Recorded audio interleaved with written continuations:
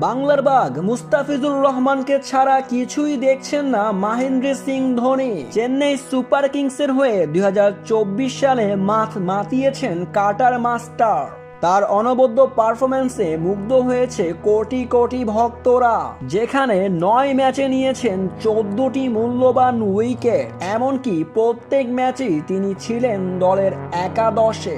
Indian premier লিগের প্রত্যেক 3 বছর পর পর অনুষ্ঠিত হয় মেগা নিলাম, যেটা কিনা এবার 2025 সালে অনুষ্ঠিত হবে।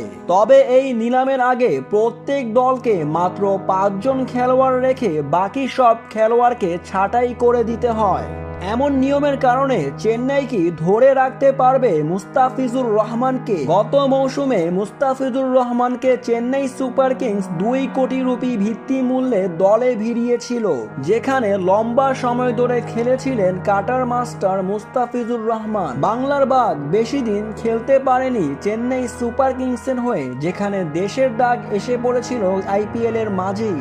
দেশের জন্য আইপিএল কে ছেড়ে দিয়ে চেন্নাই সুপার কিংসকে ছেড়ে দিয়ে বাংলাদেশে চলে এসেছিলেন মুস্তাফিজ। চেন্নাই সুপার কিংস মুস্তাফিজের পারফরম্যান্সে খুশি হয়ে মুস্তাফিজকে দলে রাখতে চাইবে 2025 সালে। তাই তো যে কোনো মূল্যে কাটার মাস্টারকে দলে রাখবে চেন্নাই।